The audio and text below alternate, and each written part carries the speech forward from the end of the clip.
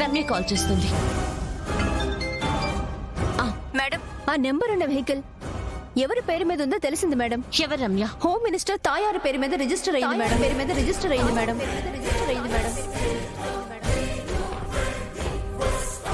Okay Ramya. Okay ma'am. Proof వచ్చేసింది కదా దాత్రి. తల్లి పేరు మీద రిజిస్టర్ అయిన కారులో దాని కొడుకు తిరుగుతున్నాడు.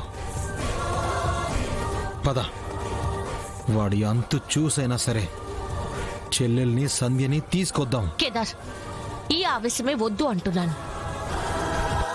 వాడంతు చూడాలని నాకు కూడా ఉంది. కానీ ఇప్పుడు మాధురిని వాడు కారులో తీసుకెళ్లాడని మనం కన్ఫర్మ్ చేసుకోవడానికి మాత్రమే ఉపయోగపడుతుంది. అదే కారులో మాధురి ఉందని ప్రూఫ్ లేకుండా సెర్చ్ వారెంట్ తీసుకురాలేము. మరి ఇంకా ఏం చేయాలి దాత్రి? పోనీ సాధు సార్ని హెల్ప్ అడుగుదామా? వాడే అని కన్ఫర్మ్ అయిపోయింది కాబట్టి ఇక స్ట్రైట్ వేలో వేస్ట్. సాధు సార్ని హెల్ప్ అడిగి మరో వేలో దిగాల్సిందే.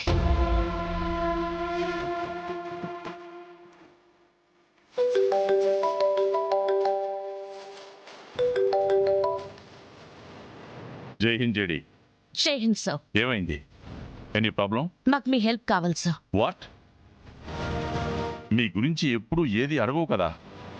ఫస్ట్ టైం అడుగుతున్నావంటే ఏదో సీరియస్ విషయం అయి ఉంటుంది. విషయం ఏంటి జేడి? సార్, కేదార్ చెల్లెల్ని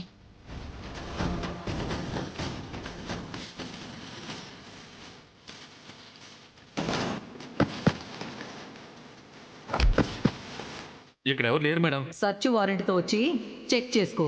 లేదు నేను ఇప్పుడే వెతుకుతానని మొండికేసావంటే ఇప్పుడే నీ పై ఆఫీసర్తో మాట్లాడి నిన్ను వెంటనే సస్పెండ్ చేయిస్తాను. హోమ్ మినిస్టర్ తాయారు పేరు మీద రిజిస్టర్ అయింది మేడం.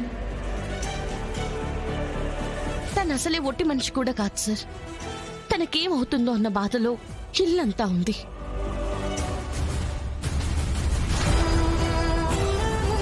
I understand JD. అయినా ఇంత జరుగుతున్నప్పుడు నాతో ముందే ఒక మాట చెప్పొచ్చు కదా. ప్రూఫ్స్ కోసం ప్రయత్నించాం సార్.